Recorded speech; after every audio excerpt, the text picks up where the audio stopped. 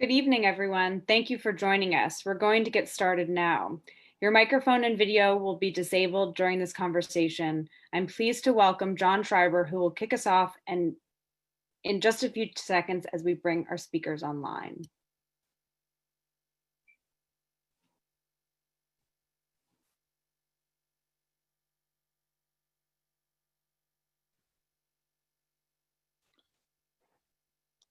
Good evening, everybody. I'm really glad to welcome you to this unique virtual conversation we're calling A Nation in Crisis with two extraordinary leaders, Governor Tom Kean and Reverend Bill Howard.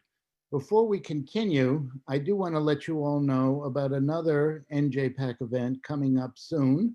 It's called Pioneers of Protest, celebrating 100 years of women's voting.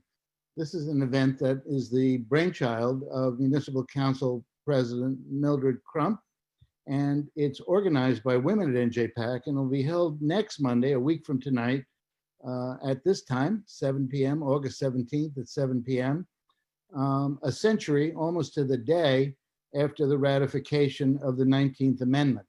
We'll be joined at that event by some of New Jersey's most inspiring women in politics, Governor Christine Todd Whitman, current New Jersey Secretary of State Tahisha Way, Congresswomen Mikey Sherrill and Bonnie Watson Coleman, and President Crump. Mayor Baraka will also be joining us. I hope you'll be there for this fantastic centennial celebration that examines how women achieve the vote and how the strategies they developed to do so are still in use today. Let me just say a word about our guest tonight. If you are anything like me, you are always looking for individuals who are wiser than you, who have greater experience, and who have the insight to identify the right thing to do in an increasingly puzzling and complex world, and of course, the moral strength to actually do it. So whether they are teachers, influencers, elders, or mentors today, I think we all need these guides who have an instinct for how to do the right thing. Both Governor Kean, who was the original visionary of NJPAC, and Reverend Howard have been those essential mentors to me, certainly for the time that I've been in Newark, and the opportunity to hear them now discussing the critical issues of the day is something I've been looking forward to for weeks. I'm so glad they've been able to make the time to be here with us. And I'm so pleased that our NJPAC board member and the CEO of the New Jersey Institute for Social Justice, Ryan Haygood, has agreed to moderate the conversation. I'm also grateful to the PSEG Foundation for making this event possible, and for the Art Center's longtime friend, Rick Thigpen, the chair of the PSEG Foundation and Senior Vice President of Corporate Citizenship at PSEG, for introducing our panelists tonight. And talking a little bit about PSC's work in social justice. Rick, all yours. Please take over. Thank you very much, John. I appreciate it. And it's really a privilege to be here tonight on behalf of the family at Public Service. You know, we've always committed ourselves to trying to make New Jersey a better place. And now we've launched a Powering Equity and Social Justice initiative in line with all that's been going on in our great country in 2020. And we think that this is an outstanding addition to the many things that we do. And certainly helping to foster critical conversations on race and social justice is one of those things. And also being a sponsor of the True Diversity film series along with NJPAC. And another film is coming up. You've seen it on your screen recently. So it's really a privilege to be here tonight. Everybody should recognize that 2020 is quite an extraordinary year, whether it's about renaming the Woodrow Wilson School of Public Affairs, or taking the name of Aunt Jemima off a product, or even changing the name of the Washington Redskins. America is beginning to go through some transitions. Some of us think it's much overdue, and some of us think it needs to be done. So having said that, we have an outstanding panel tonight, and I would just say something very brief about both of them. First off, Reverend Bill Howard, who is a lifelong mentor of mine, someone who's taught me so much, and who's lived and experienced so much of the transition of America into a greater democracy. He has so much to offer us. And and Governor Tom Kean, a gentleman whom I also admire, who's had the unique distinction of being the most popular politician in the great state of New Jersey for more than a generation. But it's really my honor to turn this program over to an outstanding moderator, a nationally respected civil rights attorney, and the CEO, as well as the grand poobah of the New Jersey Institute for Social Justice. He's a friend of mine and someone who I have a lot of respect for, who knows this world of social justice better than all of us. I turn it over to Ryan Haygood. Hey, Rick Thigpen, thanks for that gracious introduction. Thank you, John Schreiber, to you and Chelsea and your team for hosting tonight's conversation. I received from you the upgrade to the grand poobah. Really humbled to be here tonight to participate in this conversation. And thank you all for joining us for what John is styling a nation in crisis, a conversation with two iconic leaders on our present reality and the forces that shaped it. As Rick mentioned, my name is Ryan Haygood. I lead the New Jersey Institute for Social Justice. We were founded 21 years ago by Alan Lowenstein and his wife, Amy. And our mission really is to identify what we think of as structural load-bearing walls of racial inequality that, when toppled, open up opportunities for people of color in the areas of economic justice, criminal justice reform, and democracy and justice. We are governed by a mighty board of trustees, empowered by a majority women of color team of some of the fiercest advocates I know, who are working transformatively to advance racial justice here in New Jersey, but in a way that can serve as a national model. I'm honored to moderate this panel at such a critical moment in time. And I've been thinking a lot about this moment in time as one that is once painful and precious. The moment is first painful because we stand, I think, at the convergence of multiple pandemics. We confront in this moment a public health crisis from a virus that has ravaged communities, disproportionately Black and Latina communities. Indeed, I think by the end of this pandemic, we will each have experienced very personally the results of the coronavirus. Some of us even have lost folks to this terrible disease. We are also confronted in this moment by a pandemic of law enforcement's killing of unarmed Black people across this country. We confront in this moment a crisis of education, where hundreds of thousands of kids in New Jersey's segregated school systems are learning to learn online at home at this very hour without access to online learning. We confront in this moment one of the greatest economic challenges since the Great Depression, with more than 1 million people here in New Jersey filing recently for unemployment benefits. And at this moment, ahead of one of the most important elections in recent history, we confront an attack on our democracy that is historic, both in terms of its scope and in terms of its intensity. These pandemics have led us as a country to finally reckon with the painful reality that we are a United States divided by race, built upon a foundation cracked by structural racism and designed to advance anti-Blackness. And these cracks are causing earthquakes in Black, brown, and other communities of color across this land. But while this moment is painful, we know that this potentially transformative moment is precious too.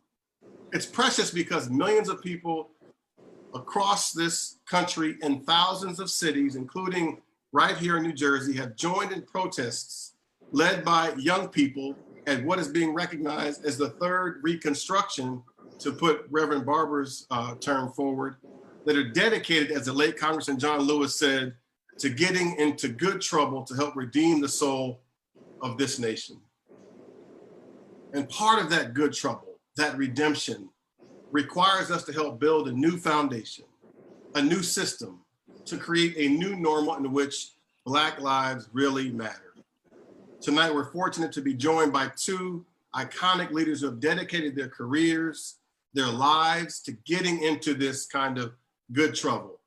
Governor Kean served as the 40th governor of New Jersey, and Pastor Howard led the storied Bethany Baptist Church, Newark's oldest Black Baptist church, to talk about this moment, how we got here, and what we are to do collectively together to move forward to redeem our nation's soul. Governor Kean and Pastor Howard are wise, thoughtful people who have committed themselves to doing what is right and what is fair for New Jerseyans and people across the globe. Governor Kean spent his time as governor leading groundbreaking work to advance bipartisanship, civil liberties, and education, and he continued on this work after leaving Trenton through his leadership of both Drew University and the 9/11 Commission.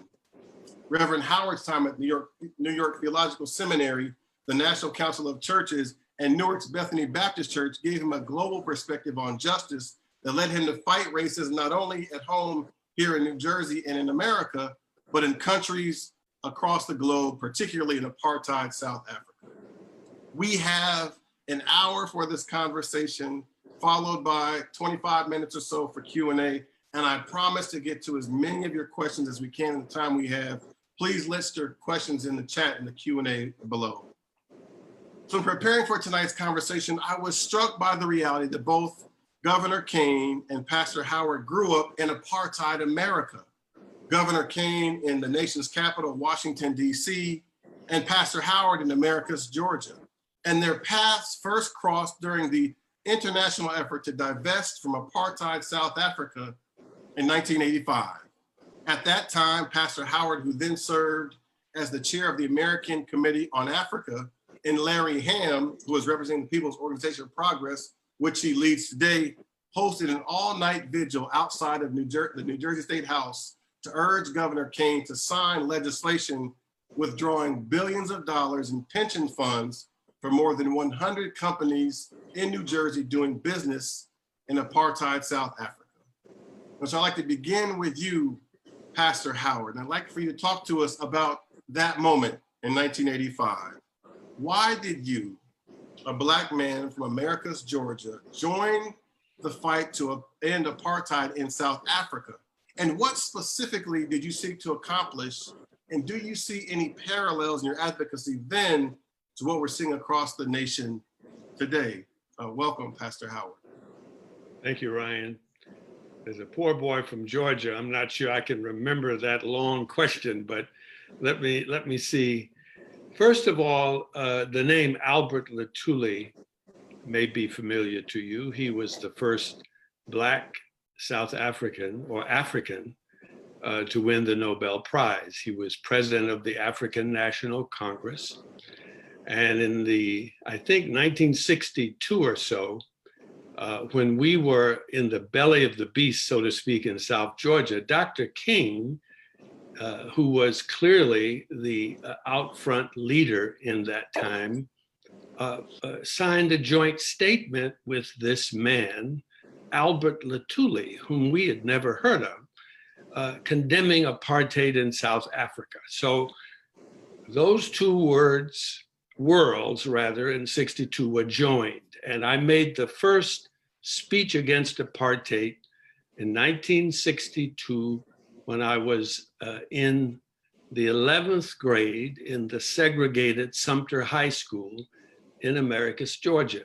So from that time forward, I was fairly engaged in the anti-apartheid struggle, persona non grata in South Africa from about 1975 until Mr. Mandela was released from prison. So it was not a stretch for me to be involved. And whatever I did in those days was actually connectable to Jim Crow in Southwest Georgia. And of course, Governor Kean and I met that fateful morning. I guess it must have been in 1986. Governor, help me out here. Larry, who had been, of course, my friend for a very long time when he was a student at Princeton University, Governor Kean's alma mater. From, I guess, around 75, Larry and I became friends. And we determined, since I lived in New Jersey, although operating in different parts of the country and around the world, we were both residents of New Jersey. We were very concerned that both houses of the legislature had voted in favor of this divestment. The governor had not yet signed the bill. And I had been involved with Assemblyman Willie Brown as he presented this bill on the Assembly floor. So Larry and I decided, what could we do to encourage the governor? And we decided we would sleep on the steps of the Capitol. Now, I must say the state police during the night had some fun with us because the Black community in Trenton heard we were there. We didn't publicize it, but they heard we were there, and they brought us soul food and they brought us music. And sometimes it disturbed the neighbors and they called the cops. But on that morning, when people began to come in to work through the front door of the Capitol building, we attracted a little attention. And eventually, I believe a member of the state police, or maybe someone from the governor's staff, came out front and said, the governor would like to see you. And we didn't know exactly what that meant, but we went inside and we were received quite graciously by the governor. And we talked back and forth about this bill and about divestment, about South Africa. And later that day, the governor made a decision to sign the bill. Now, I want to be careful not to make a connection between our demonstration, so to speak, and the governor's decision, but he did on that very day in the afternoon announce he would sign the bill. I think I'm racing forward trying to make this short, but that's essentially it. And let me just say later on, the governor signed the bill and he was gracious enough to invite me to be a part of the ceremony where he signed the bill into law. Mm-hmm. And Governor Kean, thank you, Pastor. Governor Kean, what were your recollections from that period? How did you come to know that Pastor Howard and Larry Ham were sleeping on the State House lawn? And can you talk about sort of what you remember from that period and the kind of opposition you faced in signing the legislation? Folks that encourage you, not the business community, other entities. Well, first of all, I heard about it because it's not that usual for people to sleep on the State House lawn or on the steps. So when somebody does it, you have to hear about it, especially if they're two people of great distinction, as these were. This was a difficult decision because there were other alternatives. It wasn't a question of signing it or not signing it. I could have conditionally vetoed it, a number of things with it. But shortly before I had to make the decision, the leader of South Africa stood up and said, it's going to be apartheid forever. Now, a lot of people in this country had said, it's phasing out, it's going to disappear. He says apartheid forever. I heard that in the car radio driving at Trenton, and I said, I'm going to sign that bill. Now, the business community didn't like it. They had other ways of doing it. Great corporations were trying to work with South Africa to help their businesses in South Africa to segregate. And they said, we can do it that way. The administration in Washington, the Reagan administration, thought I'd be interfering in foreign policy if I signed the bill. So there was opposition, but it was the right thing to do. And when you hear from somebody like Reverend Howard, who puts it only in moral terms, and you realize there's really no choice. And I realized that day I really had no choice. And in signing the bill, you made New Jersey the first state in the country to divest from South Africa? Yeah, it was the first, and fortunately, there weren't that many more who followed. A few, but not enough. But the nice thing was I heard in a wonderful letter from South Africa that was the first time the apartheid government of South Africa realized their actions might have economic consequences for the country. And that made them slow down and think again. And if that happened, I'm very grateful. Mm-hmm. And so, Governor Kean, I'm glad you lifted this point up because when we were preparing for this conversation, you talked about how you were a unique governor in the sense that you were seen as sort of the consummate statesman. You were someone who marched with Dr. King.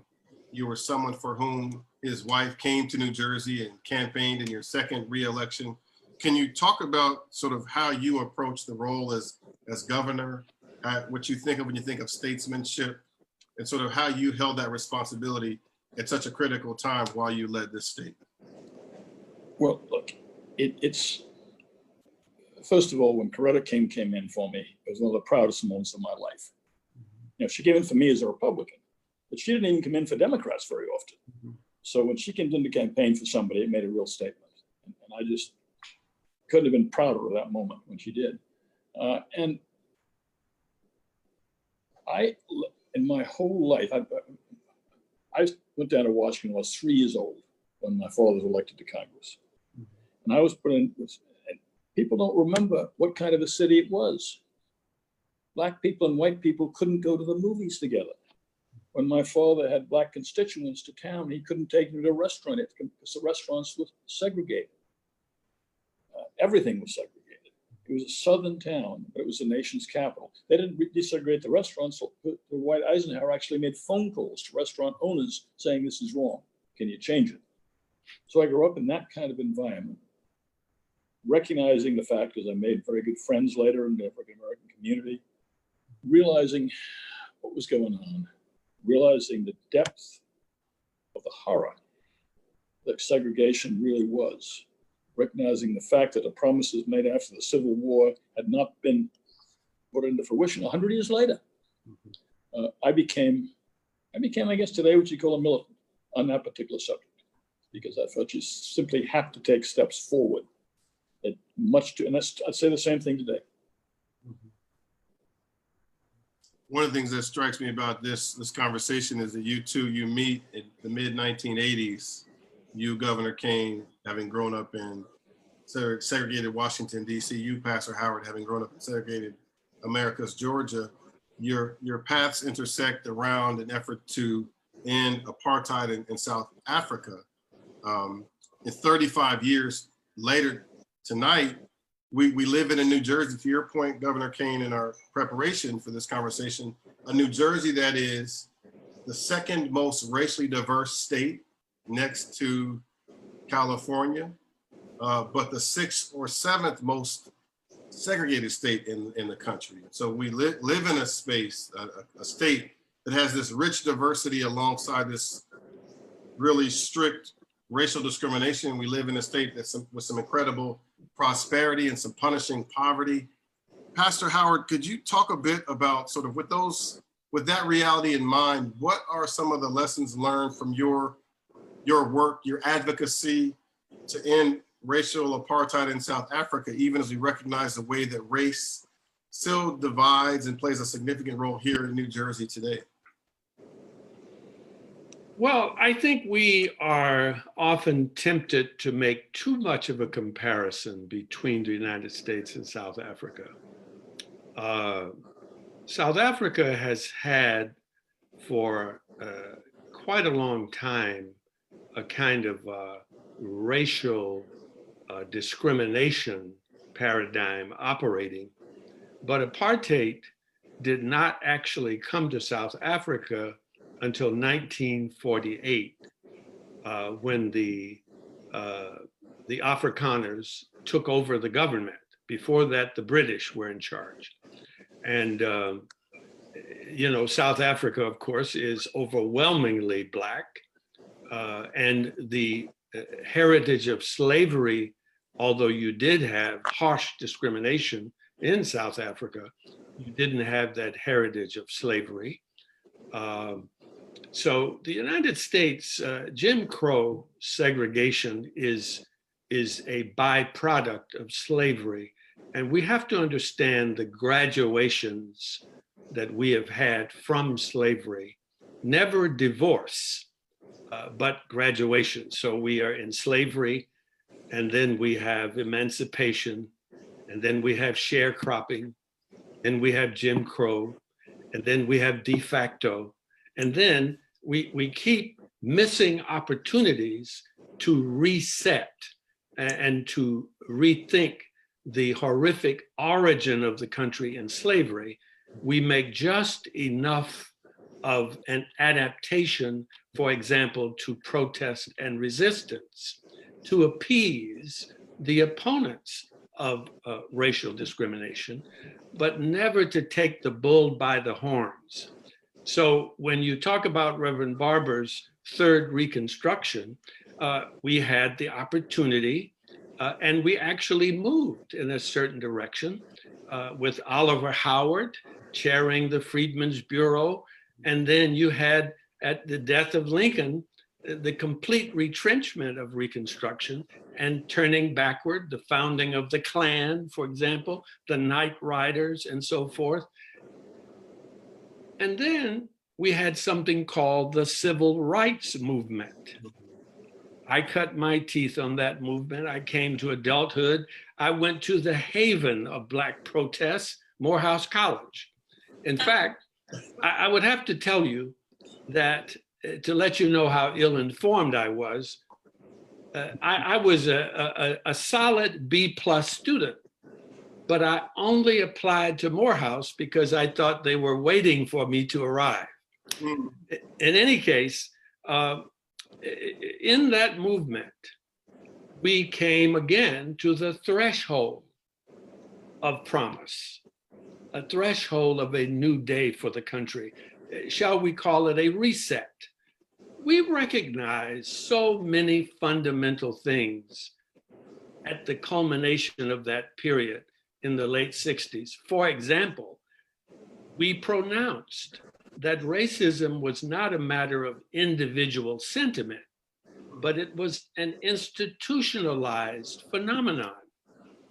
And we still have that phenomenon today, even though we have tinkered with the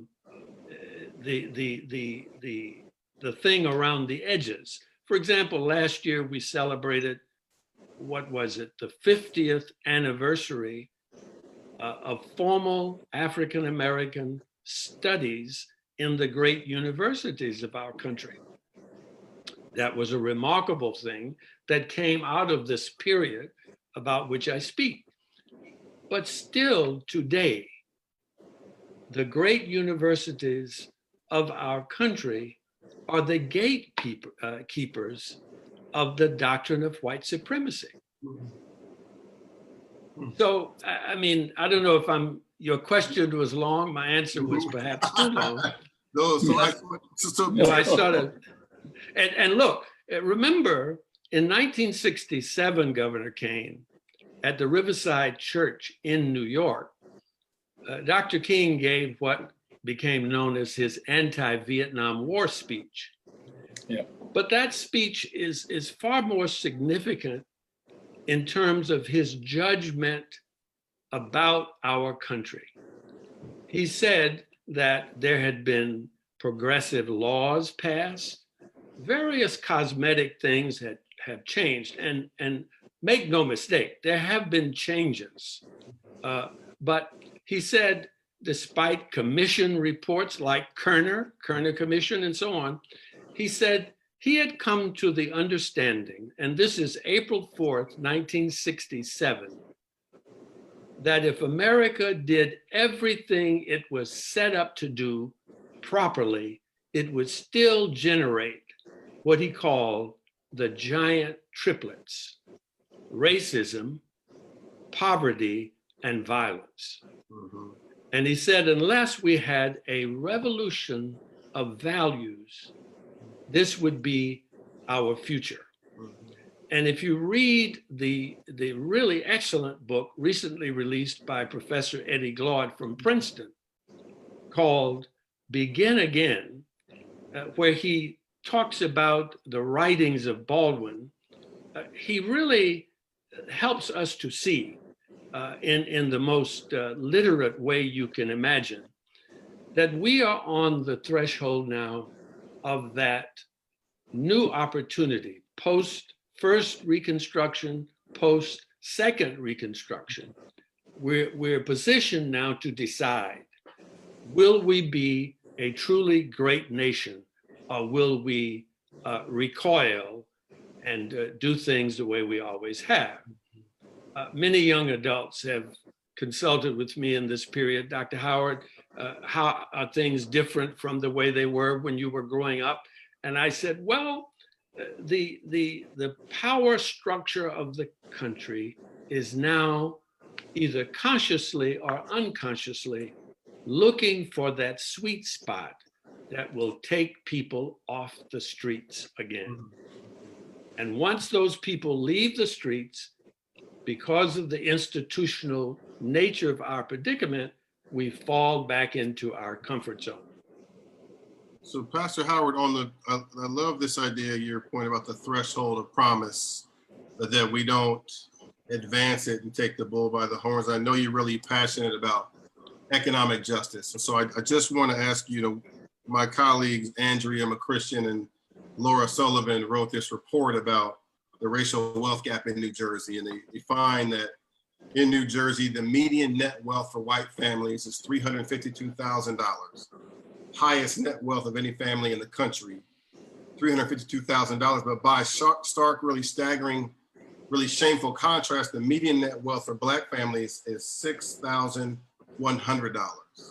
So situating your threshold of promise idea in that racial disparity around economic justice, what does it mean in the context of economic justice in New Jersey, right? One of the wealthiest states in the country with some of the most punishing poverty. What does that mean to do more than approach the threshold of promise, to realize the promise in that area?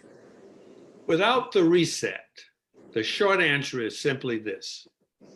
America would tell you that there are Black people in New Jersey who are among the rich people of our state. Do you understand? This is the way the argument is often shut down. And the dilemma, we have racism, incidentally, is at the core of what ails us.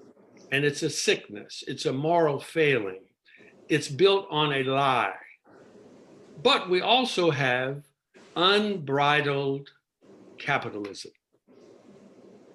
Now, to a good Republican, that's a bad thing to say, but let me just say this. I've been to so-called communist countries. I mean, you name them, I've been to them as a visitor. China, back in the old Soviet Union, I've been to Cuba, you name them, I've been to these places, right? I don't have a brief for societies without a robust market system. At the same time, I am an opponent of centralized power, whether it's on the right or the left. And what we have here is talented people enabled by privilege will always win in a laissez-faire capitalist model. And what we're left with is a sea of people of all colors, by the way, languishing either in poverty or on the edge of poverty. And race, incidentally, is the factor that keeps them from uniting to plead their case together. I think Reverend Barber would agree with me if he were on this line. In Americus, Georgia, the most intriguing thing for me as a young boy was to be discriminated against as an African American, called the N-word by the poorest white people you've ever seen, with running noses, no warm coats in the winter, but they found some comfort in being, as they say, white. And this is a dilemma that America hides from us with the cooperation of white poor people. That's right. So Governor Kean, you spoke a lot in the preparation for this conversation about your passion for education. You talked about, as I mentioned at the top of the conversation, about how although New Jersey is one of the most racially diverse states in the country, it also has some of the most punishing racial segregation, and it shows up in our classrooms. My wife is just to the right of me, about 5 yards, and she's been teaching, for example, in Newark for more than 20 years. She's taught in 3 different schools, thousands of kids. She's been the principal of a district school here in Newark, Avon Avenue School, for the last 10 years. And yet, Governor Kean, to your point earlier, in that time, she's never had a white student in her classroom, ever. Wow. And she would say to you, she's not alone. A number of her colleagues here in Newark and in other cities across New Jersey, they've not had white kids either. In fact, white kids, black kids, typically, they just don't share classrooms. And so I'd love for you to just say a word about your views on this issue, and particularly in light of the moment where we've got, you know, millions of people sort of move to protest things like racial segregation, and whether you think there's a real promise in New Jersey to finally confront that issue. The promise is there, but it's still far away. And I believe so strongly in education and desegregated education because of my own background. Mhm. I think intellectually, I was always in favor of desegregation, of equality, all those things intellectually. I read books. I like what was in the books. I knew my father done some things that I approved of in that area. In college, I debated in that regard. But in high school, I was lucky enough to take a couple of jobs that brought me into close context with people who were not of my color, people who I would not have seen otherwise, and not gotten to know otherwise, certainly. And because of those experiences, I not only had contact, but I made some close friends. So by the time I was getting ready for college, I already had 2 or 3 very close friends in the Black community. And I'll tell you this, if you have close friends, you understand better the problems than you do from reading any books or any speeches or anything else. And to me, segregated schools deny people the opportunity to get to know each other as people, no matter what color they are, no matter what background they are. And if you can create that, if you can have experiences where people get to know each other, like each other, support each other, marry each other, whatever, a lot of these problems we're talking about are going to go away a lot faster. And I think it's remarkable, and Reverend Howard always brought this up. If you study Dr. King, it's remarkable how he moved first to desegregation, and then he moved to understand part of that was the war. And then he moved from that to understand it was all wrapped up in poverty. And he moved in that direction. And all these things are tied up together. The Reverend Howard is absolutely correct. And if you hit one, you start to hit the others. And so my belief has always been that we can do a lot of things, we ought to do a lot of things. But at the heart of it, we've got to give our children a chance to get to know each other. Our country is divided in so many ways right now. And That's right. time we try to solve problems like this. And unless we get to know each other, understand each other, like each other, value each other, we're going to have a lot harder time solving those problems. I agree. I agree fully. And let me say, too, that privileged people of whatever color are rewarded based upon their economic station and their education and so on, but they don't feel as imprisoned as they are. Their very affluence prevents them from actually meeting people who are different than themselves, as Governor Kean has said. I would suggest, Governor, that it may have been a bit easier 50 years ago to meet people across economic and racial lines. But today, I'll tell you, for example, where Bethany is located, in the Central Ward of Newark. Go back 50, 60 years, a kid without a lot of financial resources and so on could step out of his front door and encounter Black professionals. That's correct. You can't do that anymore. I mean, Black professionals are living in Short Hills and Livingston and wherever. And so that kid, by virtue of his economic station, is not only, if I can say this respectfully, stuck in place. He doesn't get to meet a person, particularly a person who looks like him, who is in a different place to which he might aspire. And in the segregated South, I can say, and I'm not an apologist for segregation, don't get me wrong, but that was the great benefit of my own experience. I had no exposure educationally with whites, but I had teachers who had gone to, Columbia Teachers College or the University of Pittsburgh or wherever in graduate school. And they had stories of life beyond the wall of Jim Crow that they would share with us. And so I think we have to think about how the structure of economic privilege has become tighter in the last 50 years, how the income disparities and wealth disparities have actually grown. Can you imagine that? After King's Poor People's Campaign and focusing on the issue of poverty, this is why Barber is a guy that I really like in terms of what he's trying to accomplish. The disparities have become greater today. Now, I don't have the stats, but I think, you could probably support that with a little research. And so if there is an advantage of people crossing racial lines and economic lines, the opportunity for that is more rare today than it might have been a generation or two ago. I think we can address this. In the past, this democracy has been somewhat self-correcting in the area of wealth inequality. Abraham Lincoln, remember, made land in the West available to anybody who was willing to work it. And if they worked it, they could keep it.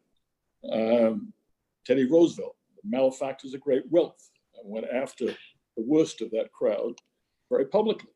Franklin Roosevelt, a lot of the programs of the New Deal. Lyndon Johnson, a lot of these people going after wealth inequality in one way or another. Now, it hasn't happened in a long time, but it has over the years been self-correcting. And I think we can hopefully have another such movement where we will address economic inequality, because every poll I've seen says now 80% or 90% of the American people recognize it's a problem. So I think people may be willing to address it. But to me, that's not enough. I mean, you can start addressing that as we have in the past, but you've got to address getting people together in this democracy. So they live together, work together, go to school together, their families know each other. Otherwise, I'm not sure we're going to get where you and I are both trying to go. Governor Kean, you appointed Justice Gary Stein to the New Jersey Supreme Court. He, as you know, has since retired, and he, along with Larry Lussberg, an attorney, and one of our board members of Lace Body, are litigating a case to ultimately integrate New Jersey's classrooms, public classrooms. Can you say a word about that effort and how that would help to move New Jersey in a direction that we'd all like to see?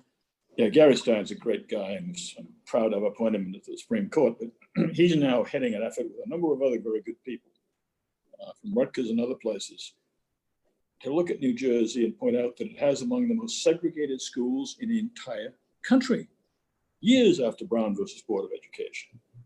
And that's not only wrong, it's illegal, Constitution. And so he has filed a lawsuit with these other good people to say we've got to have a plan to bring this segregation to an end in a state like New Jersey. Now, they filed the case. I thought a lot of people were going to stand up and applaud. They haven't. In fact, a number of very good people, I respect, are opposing it because I think they figure it's going to be difficult or it's going to not be good politically for them or whatever. So I don't get, for instance, this administration is not supporting the case. It's putting roadblocks in the way of the case. So I think one of the things we can all do is get behind that case and tell our politicians, I know it's going to be difficult. Desegregation is a very difficult job, particularly because schools involve neighborhoods. But if we're going to get what we have to get in this country, it's got to happen. And we got to at least get started. And this lawsuit is a very good way to get started. Thank you. Well, I'd like to ask the governor about Mount Laurel and how that has evolved, because that was some kind of effort to deal with economic desegregation of neighborhoods. And I know that whole thing, I think, has been sort of vitiated by trading off with municipalities and so on. And then the Abbott decision, which was meant as some good faith effort, I think, to try and address. I don't know. How do you feel about all of this? Because there have been efforts, right? There are efforts, but they've been misguided. I think they've been misguided. Mount Laurel, I was never a fan of Mount Laurel. It was supported primarily by the Builders Association. They wanted to break zoning and build in the suburbs. The houses that were built, basically middle-class homes, that didn't attract the people from the cities. What you really had to do is attract people who lived in urban neighborhoods to come to the suburbs and desegregate. Or you had to rehabilitate houses in the cities so that people in the cities had a decent place to live. Mount Laurel didn't really do either of those things. So I was never a great fan of that one, even though I recognize some people were for it, were very well motivated. The court decision, and that's been litigated now for 50 years, 40 years Yes. in the state, and it's never really done what it was supposed to do. And I don't think that was, there were some fundamental, we haven't time to go into it, there were fundamental mistakes made in the legislature under school education law. When it linked to the income tax, they put some language in, which is not that helpful. And just hadn't happened. But I think we've got to start anew. I think those were efforts, they weren't successful. We've got to start anew. I think, as I say, the case is a good place to start. There are other places to start. It's harder to start in the legislature. It's a very hard political issue. So I think the courts are the place to go.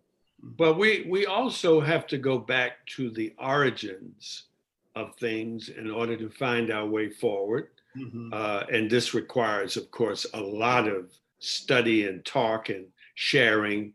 But I remember, Ryan, that Dr. Nell Painter, when she arrived in Newark, still on the faculty at Princeton, but she arrived in Newark and we persuaded her to address the annual NAACP dinner.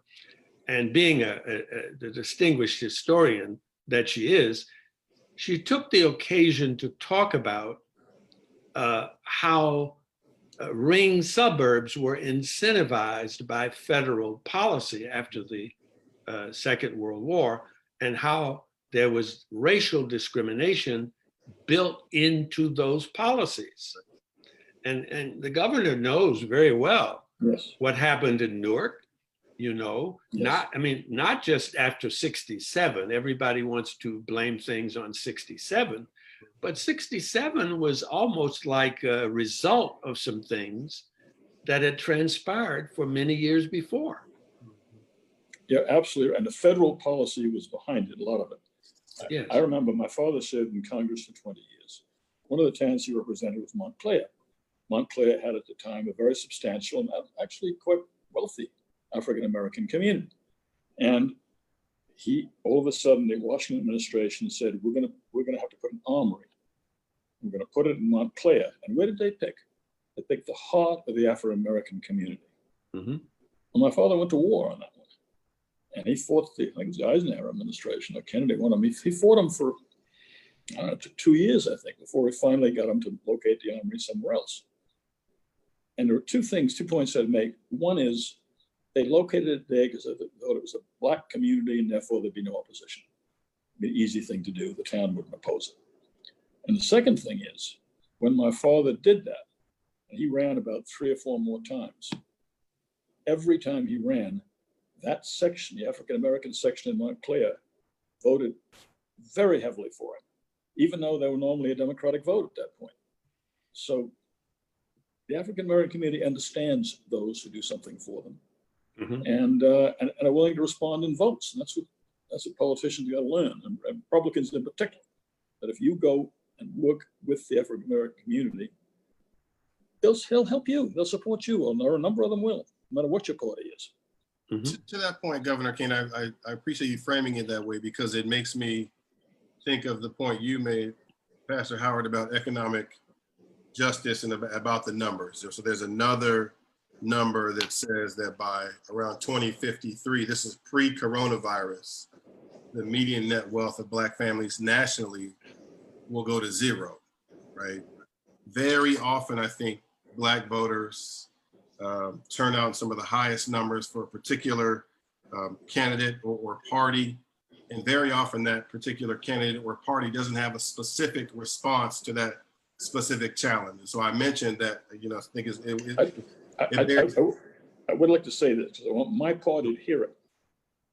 I got 60% of the black vote running against a liberal, a fine guy, a friend of mine, a good candidate against me from Essex County. And I got 60% of the African-American vote because of that. I carried Camden, I carried Newark, I carried Jersey City and all of that. And I thought my party in particular was going to step in Washington and say, how do you do that? Let's all get together. They couldn't have cared less. Let's stick with this, because I think we're at the kernel of something that the audience knows and should embrace. One, pick your most affluent suburb in New Jersey in terms of property value, et cetera, best schools, pick it, you know, Deal, Alpine, you know, Short Hills, Livingston, Cherry Hill, I don't know where you pick. Pick those places and go visit. And there you will find affluent African Americans living. That's okay. true. Now, we got to understand what that is. And if we're going to press forward, we got to recognize that we're dealing with economic residential segregation. Economic residential segregation. And within affluent districts, you have segregation within otherwise integrated high schools. Take Montclair, for example. I don't know the true inner workings of Montclair or South Orange Maplewood. What's our great high school over there? What's it called? In Maplewood, Columbia? Columbia High School. These schools send people off to Ivy League colleges every year, okay? That's true. But you go inside these schools, and I live in such a district. If you go into advanced placement physics, you might find one black kid in the class. Maybe there's a 30% black population in the school. But if you go to the non-academic courses, there's where you will find the majority of them. And it doesn't necessarily mean they don't have the academic aptitude to pursue higher learning, but they are literally channeled. They're literally channeled. I'm married to a Princeton girl, Governor, and she went to Princeton High School. And she told me, the kid from the South, that in her high school, she was pressed by her faculty because she wanted to consider an academic course. She was discouraged. And it was only because of her parents' insistence that she went into the academic track. There were many families who didn't know this distinction. And this also happened to many Italian kids, okay? They were channeled to honorable labor. I'm not disparaging that, but nonetheless, they were discouraged from taking the academic courses that were for college aspirants. And so all of this is a part of the mix. And we have to, if we're going to press forward, we have to take all of the ugliness into account if we're to adopt solutions that really address the problem. So Pastor, you can't hear, but my wife is giving you nonstop amens from our show here. Is she a Baptist? I think she would call herself non-denominational, but for purposes of conversation, she's Southern Baptist right now. Straight. Yes. But so look, let me just say too, on education, I'm going to say this loud and clear. I am in favor of non-racial or racially integrated schools. I'm in favor of that. But we have to be careful not to equate the presence of blacks and whites in the same class organically as superior. Because look, I was in a high school with the most well-equipped teachers you can imagine, and they were dedicated. They're the teachers who would come to your house and speak to your grandmother if you weren't paying attention in school. But the Bunsen burners and the calibrated cylinders were in disrepair when we received them. If you can believe, a calibrated cylinder with a crack that would hardly hold the liquid in a chemistry class. All of our textbooks were used. They had the names of white children in them before we received them, meaning that they were now out of print. So there's nothing wrong with an all-Black school, except that when the white kids are there, that's when the money flows to the schools. You see, that's another issue there. To that point, I'd have to invoke or give, but my wife would say that the challenge is not that she's never had a white kid in her school. Yeah. The challenge is that the resources reflect that. So that today, Avon Avenue School doesn't have a functional gym, nor does it have a kitchen. So that their food is brought to the school, which raises all manner of challenges.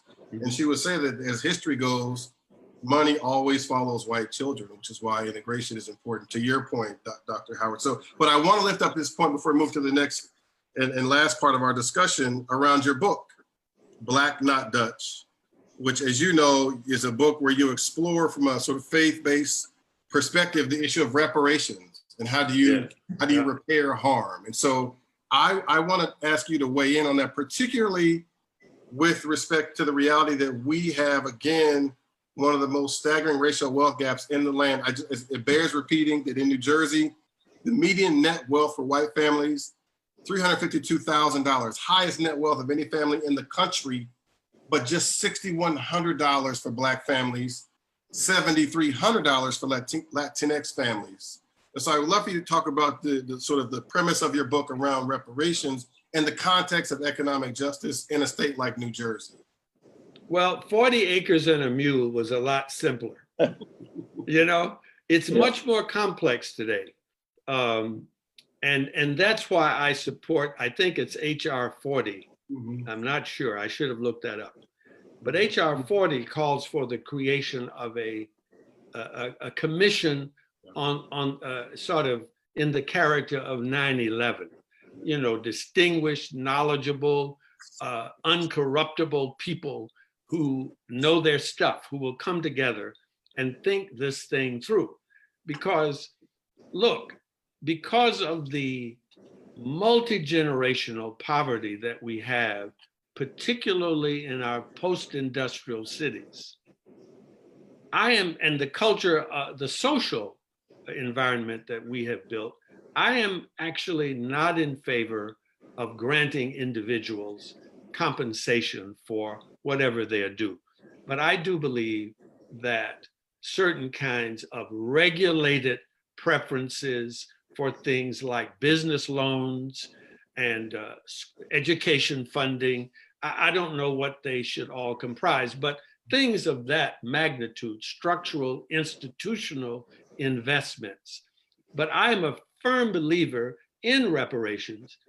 And I hope my friends out there will stop telling me that reparations is some kind of unusual idea, when in fact it's quite commonplace.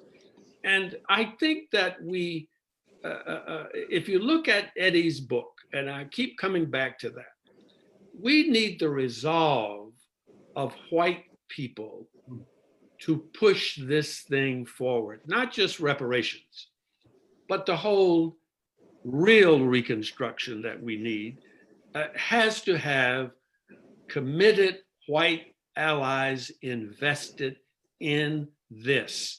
I don't mean they take the place of Black advocacy, but we need, in the same way that we need courage in the US Senate today to take certain kinds of actions, right? Now, in my book, I talk about the Black Manifesto, which was a specific challenge to Christian churches and synagogues, not to the nation, but to religious institutions, to pay into a fund of reparations to address the role that they had played in the enslavement and otherwise oppression of Black people. And if you go back and read the Black Manifesto, which is in the index of the book, it actually talks about funding Black educational institutions of higher learning, banks, and other entities that could shore up the community in a structural way. And I'm pleased to see that the reparations discussion has reached the level of a congressional proposal, whether it will keep going. You see, the problem of America is that we're not very studious in terms of our history, and that cuts across all racial groups. And there are white people in the country who believe that they have no connection to slavery. They should learn otherwise. And this is not to be feeling guilty or persecuted. It's about facing the truth about our country, the journey that we have traversed during our period of existence, and how we can make the right positive restorative turn and become a great nation, become a true democratic experiment. I'm saying this at a time when we actually have leaders of the country trying to suppress the votes of citizens.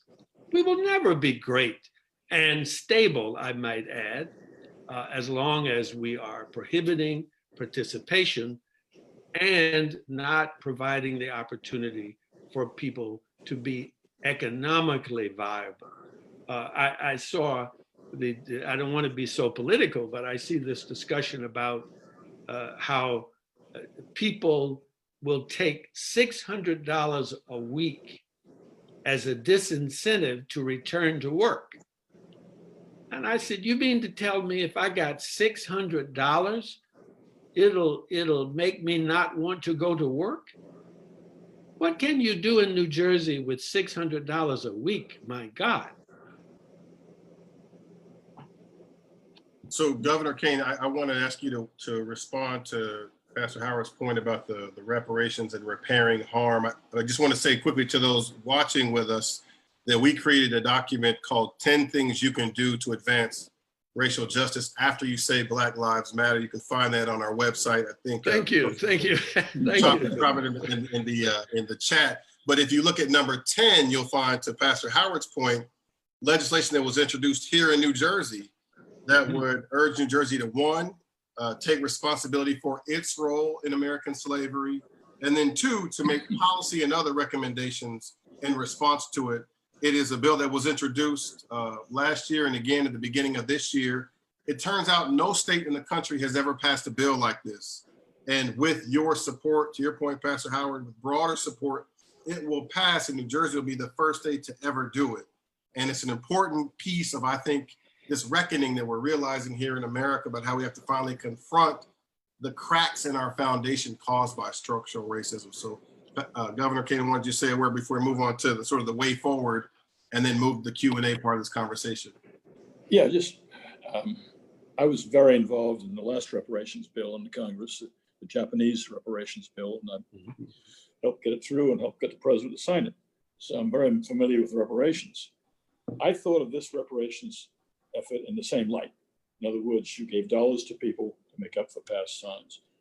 And I'm not for that because I think it's been too hard to define the people. And I don't think whatever you put in somebody's pocket is going to be more than a temporary help. The way Bill Howard defines it, I can support it because what you're talking about is something that is really going to raise the society, make us a more caring nation, help people have the ability to succeed the way they should, and make some structural reforms perhaps at the same time. I mean, this, I don't know if I call it reparations, but you define it that way and I'm all for it. And I'd be glad to help you get whatever we can do to get it through.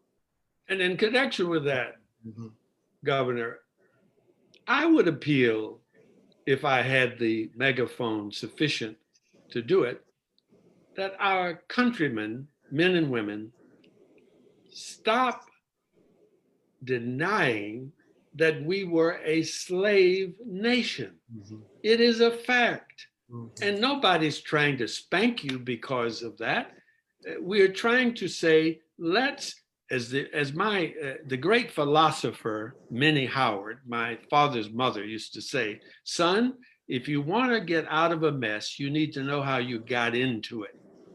You see, America is better than slavery if we could only acknowledge that that is a legitimate part of our past. I think we need to put all of our Confederate generals in the history books and take them off of statures, because by putting them on statures, we are celebrating them. But by putting them in the history books, and you're a historian, okay? I am by training. Yep. You are acknowledging them. And there's nothing, I'm completely against pretending that Robert E. Lee never existed. But I'm equally opposed to putting him high on a stature as if he was a great man in creating what we aspire to be. He's exactly the opposite of that. Amen, Pastor. I think so.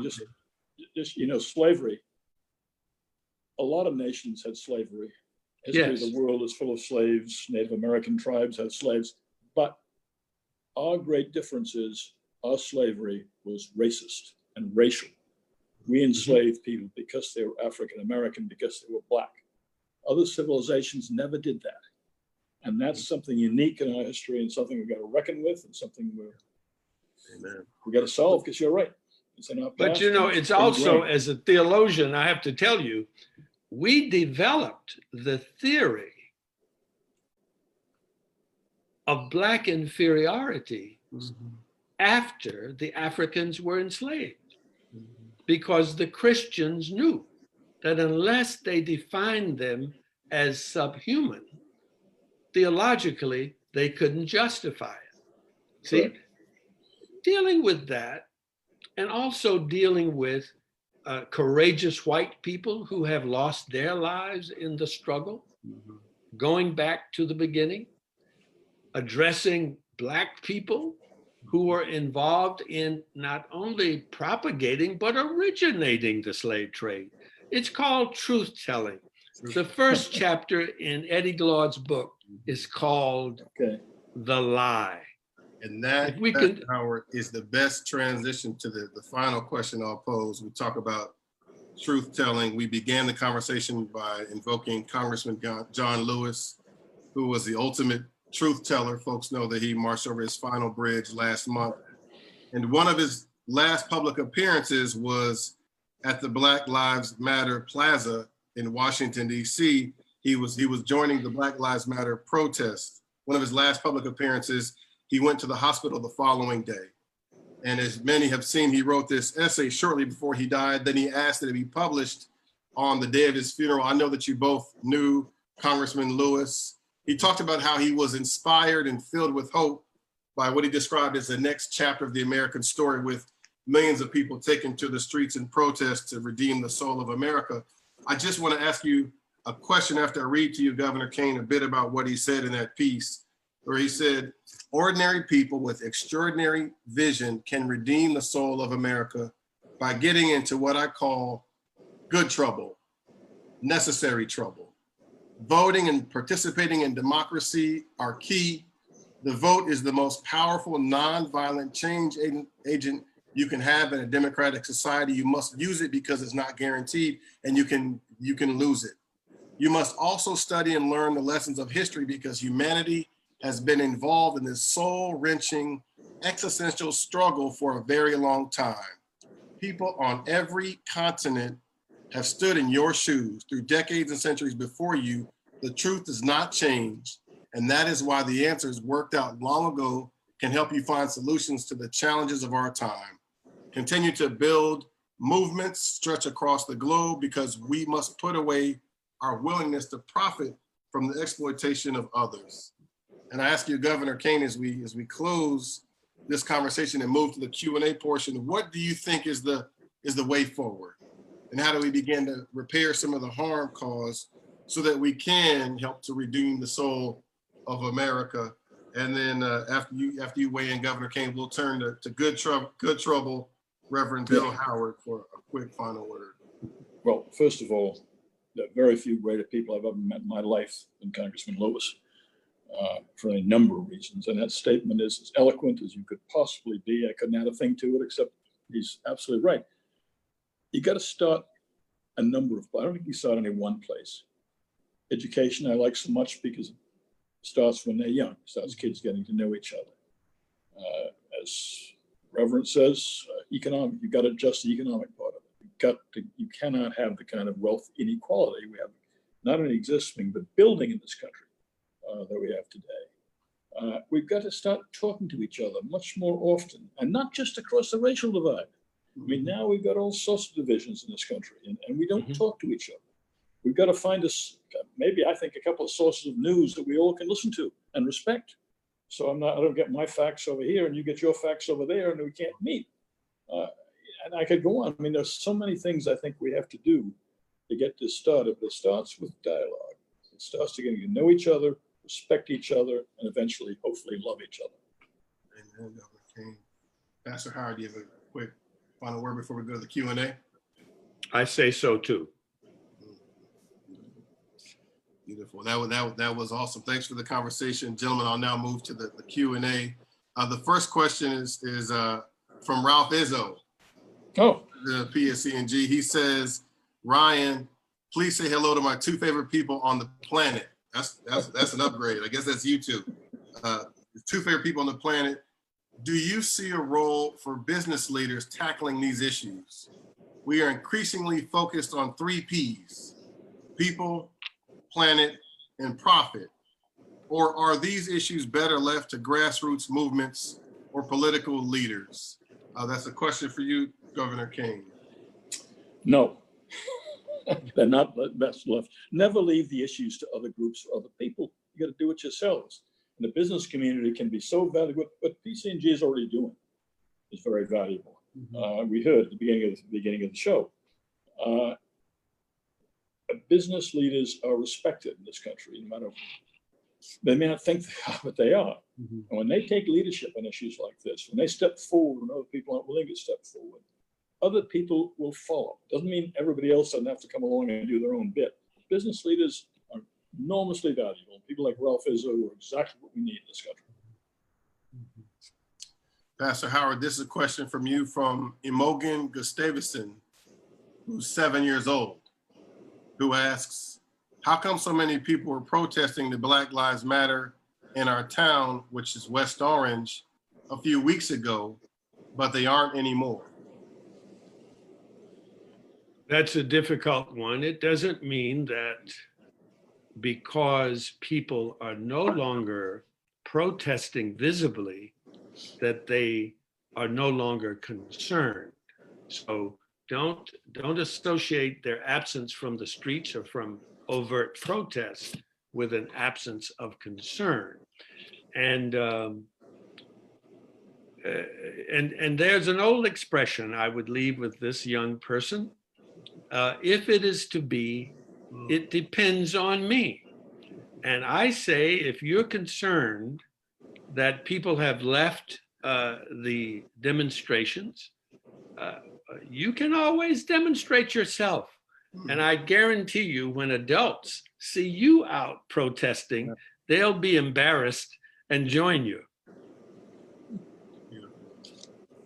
Governor Kean, this one is from you. This is from Marshall Jones. Marshall says, Governor Kean, I'm a registered Democrat.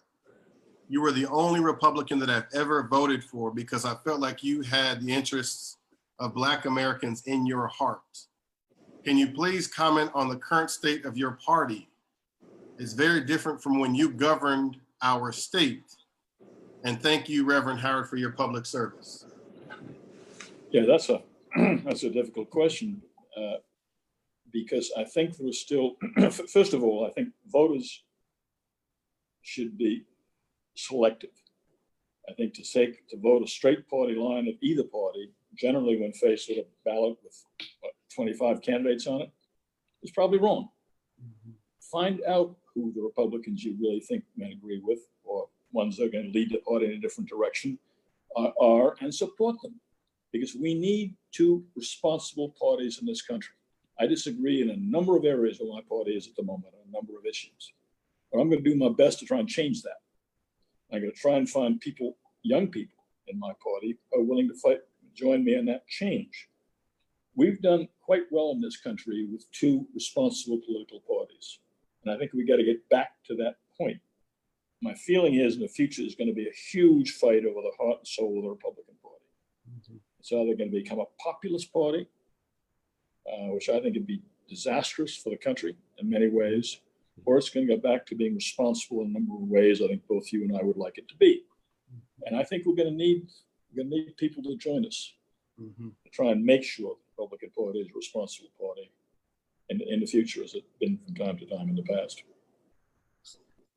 This question is both for you, Pastor Howard, and you, Governor King. It comes from Rick Thigpen, who we know also works with Ralph at PSE&G. He says, as two people both connected to Princeton, what are your thoughts about Princeton's decision to remove Woodrow Wilson's name from the School of Public Affairs? And is that a meaningful gesture? Governor, that's your alma mater. Why don't you go? Okay. It was the right decision, should have made a long time ago. Because I'm not saying Woodrow Wilson should be removed from any number of things around the country, but he should be removed from an academic institution which has certain ideals and is holding up those ideals to young people. I give Princeton, by the way, no credit for what it did, because previously people had asked them to take the name off that thing, and Princeton put up some sort of group together and they studied it and came back and said, no, we won't. We'll just tell people what Woodrow Wilson did some bad things, well, some good things. So they decided not to do it. Then came this pressure. They didn't form another committee. They just did it because of the pressure. So look, I think it's the right thing to do. But as much as I love Princeton, I give them no credit for that decision. They should have done it a long time ago. Do you want me to say something? Absolutely. Always. Listen, I think it's fine. I'm not condemning or applauding Princeton. I essentially agree with the governor, but I would also say that Princeton did the very American thing. It did something to quell the noise for a while. But you see, Princeton has go to its core curriculum and you will find nothing there that is a part of the core. Now, it has a distinguished Department of African American Studies, but you understand, as I said earlier in the conversation, the institutions of higher learning are the gatekeepers of the notion of white supremacy, colonialism, imperialism, racism. They're all reflected in the great literature of the West. And until Harvard and Yale and Princeton and Stanford, and you go down the line, until they began to teach the great civilizations of Africa, the languages of Africa, the evidences of human achievement that is in Africa, and not Africa as a war-torn, poverty, S-hole place. You see? Until that happens, and by the way, if you are privileged to have certain opportunities in America, if you have, a certain amount of wealth, you may be under the illusion that the absence of this kind of knowledge in your university is no big thing to you. But everybody is disadvantaged by the ignorance that is perpetrated in this regard. We have to broaden our knowledge of human civilization and human aspiration and achievement so that we cannot be suspicious of our neighbor. What makes a working class ethnic white policeman feel licensed to just shoot a Black person and ask questions later? This is deeply ingrained in the society. And you may not find that this officer has any personal record of affiliating with some reprehensible racist group, but it is somehow in his psyche. And incidentally, in many instances, you will find police officers of color who are part and parcel to this kind of conduct. So you have to ask yourself, what is the root of that? That's how deep this thing is. Look, when I was a kid growing up in Americus, Georgia, I went to visit an aunt in Atlanta, and I was sitting on her front porch, and I saw an African-American police officer walk down the street. And I jumped up and ran in the house, and I said to her, I just saw a colored policeman. I just saw a colored policeman. This was unheard of in my little town. And she very casually, she was working in the kitchen, and she very casually said, well, baby, if you do something wrong and the police are coming to get you, you better hope the white policeman gets to you first. What was she saying? That Black police officers in the 1950s in Atlanta had a reputation for being even more brutal than their white counterparts. Why does the Black policeman in that day think he has to outdo the white guy to prove himself as a police officer? This is why I say the conversation we're having now has some really deep roots. Black people internalizing the lie of white supremacy and producing conduct that reflects that. Governor Kean, if we've got time for a few more questions, this one is for you from Anita Thomas. Anita asks, what has driven the extreme racial segregation in New Jersey, and who's responsible for correcting it? Well, the leadership at any time is responsible for correcting it. We elect people to make decisions, and decisions should be moving in that direction. This is historic. It follows segregation in schools, follows racial housing patterns. Racism has been fortunately around, as we've been talking about tonight, for a long, long time. We have to support any number of ways to get around it and to beat it down and to correct it. And who's responsible? Every single member who we voted for is responsible, and the people we'll vote for next time will be responsible. But I mean, we got to work with our elected officials, but also put pressure on elected officials so they know there are voters out there who really want change in this area and demand it.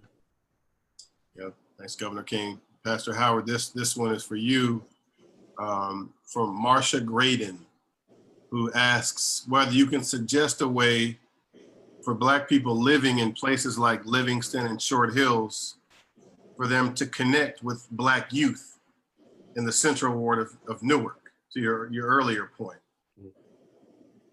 Well, I think that resident, unless they are members of a congregation in a place like Newark, or unless they are part of the girls and boys clubs or big brothers, big sisters, unless they undertake, and I'm not trying to name all the groups, these are just examples.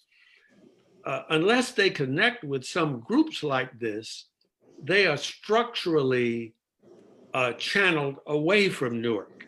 Let me give you an example. A trustee, white man from back in the day when I was at New York Seminary, lived in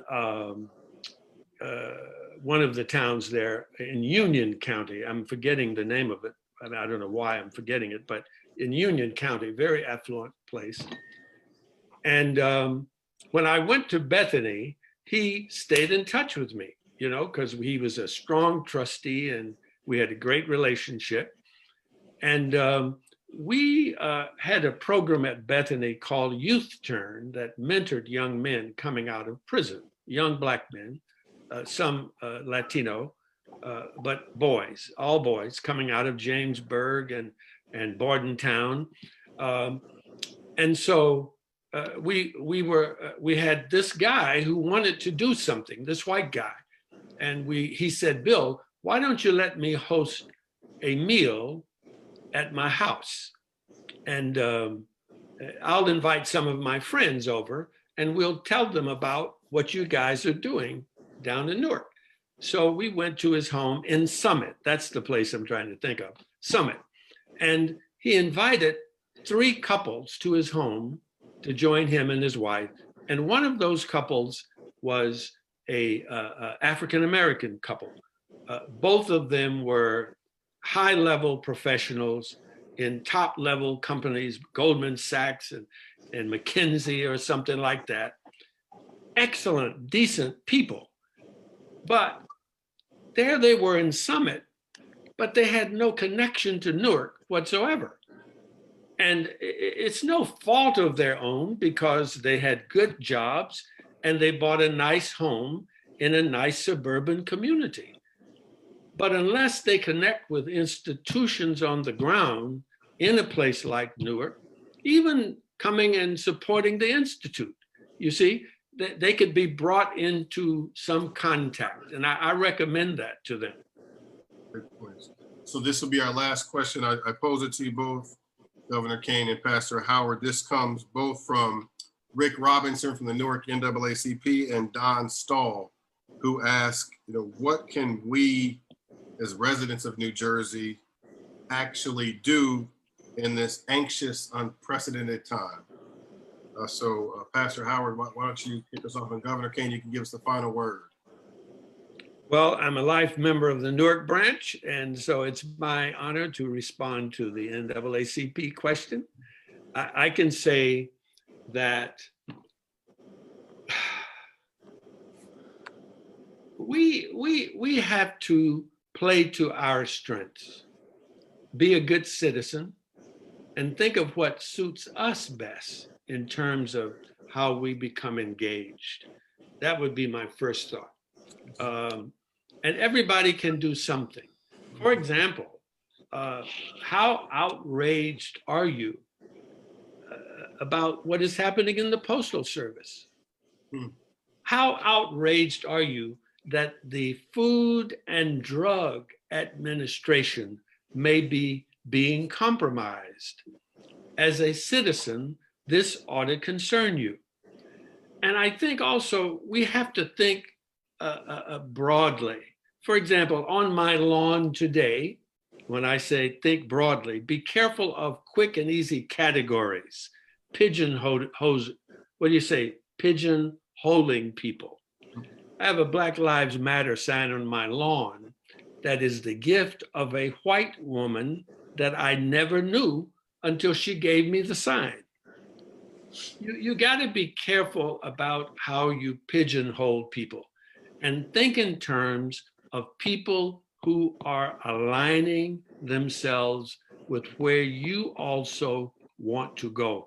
I think this is the point that Governor Kean is making about how we choose candidates. Remember now, I'm from the Jim Crow South. Governor, we didn't have a Republican Party in America's Georgia. We had Richard B. Russell and Herman Talmadge, right? Oh boy. These were the Dixiecrats supreme. Yeah. Now, so you really have to think about where it is you want to go in economic equity, in racial justice, in social stability, in education, all these subjects we've been talking about this evening. You got to think critically. And it was said before, think about where we get our information from, or from which we get our information. Never put a preposition at the end of the sentence. Your wife would tell us. So I would say, like, where do you get your so-called news from? Or is it entertainment? Is it polarizing entertainment? Do you know what National Public Radio is? Do you know what public television is? Do you read more than one newspaper? See, back in the day, they said, I read in the paper today. You can't get away with that anymore. That's right. So that's my first reaction. Thanks, Pastor Howard. And Governor Kean, you've got the final word. The question again was from Rick Robinson, Newark NAACP, and Don Stahl, who asked, what can we residents of New Jersey actually do in this anxious, unprecedented time? One of the things you can do is support the NAACP. Mhm. You were kind enough to make me a man of the year at one point. And I was Here, honored and here. grateful for that. Mhm. But look, we've said it before, Reverend Howard has said it. The best levers we have in this society, in this democracy, is the vote. That's right. But it's not just the vote. It's the intelligent vote. It's knowing who you're voting for and why. It's knowing what people stand for. It's knowing that all the good candidates aren't necessarily found in one party. They're in both parties, but you got to search for them. And you got to pick the right leaders, because we said before, if there's going to be change, it's going to be done by the leaders we elect. That's what a democracy is all about. So we've got to look at the ballot, all these candidates, and do the homework. Find out who's running, who you might don't know anything about. But once you look at that man or woman, black or white or whatever they are, you find out, they're making some good points. They're going to change their party. They're independent. They're not going to vote just with the party, not just with a boss. They're people who are going to make their own decisions, and the kind of person you'd like to have represent you. You do that homework, find the right people, cast vote intelligently, and things will change sooner or later. You'll be electing better and better people. But here's the truth of our reality. We know that there are police officers, for example, who go to work every day, try to do the right thing, etc. But when one of their peers commit an egregious act against, let's say, a Black person, they, like all their colleagues, close ranks. Yet they want us to say that they're not all bad. You can't have it both ways. And this is what I would say. If you look at what is going on now, I will accept, I'm talking national legislative politics now, I would accept that there are some Republicans who really want to do what is best for the country. But when the people who appear not to want that commit certain acts, they close ranks. And yet they want us to make a distinction. I think the governor, help me out on this, I think you would agree. The only person who dared to stand in the impeachment trial, and I'm not trying to get the governor to commit on this, I'm just saying Bill Howard, the only Republican to speak the truth with his vote was Mitt Romney. Now, what are we to think about that? See, I agree. It makes me nervous that we don't have a viable progressive alternative to the Democratic Party. Makes me nervous, okay? Because I know how the Democrats can behave when they don't have real opposition. But where are we to pick among the Republicans when they don't distinguish themselves from the madness that we see? I think impeachment was a blunt instrument and probably not the way to proceed, but that's we could debate that for a long time. But I'm saying basically, and I'm not talking just about the national party. I'm talking about the state candidates, the local candidates, a whole bunch. You will find all the way down the ballot, I suspect, some people you can pay out to vote for in the other party. And there'll be people who will honor you. And maybe they won't do it this year, maybe they'll do it next year, but get them into office. And they're the kind of people we can count on to serve this democracy, serve them honestly, and in the best interest, I think, of the average voter. Yeah. And I think that is the perfect way to end on your point, Governor Kean, about service to our democracy that requires us right now to make sure that we register to vote, that we vote for every position on the ballot, from the local elections to the federal elections, that we fill out our census form. It's critical. It's of critical importance that we are counted in the census, that we take John Lewis's admonition, that we get into good trouble so that we can together redeem the soul of this community. I urge you to take a look at the Institute's 10 things you can do to advance racial justice advocacy after you say Black Lives Matter. There are 10 things ranging from work around transforming policing, economic justice, and repairing the harm of structural racism. We want to thank Governor Kean, Pastor Howard, John Schreiber and his team at NJPAC, and all of you for joining us. Thank you for your commitment to good trouble, and we'll see you next time. Have a great night. Thank you very much. Thank you. All the best. And to you.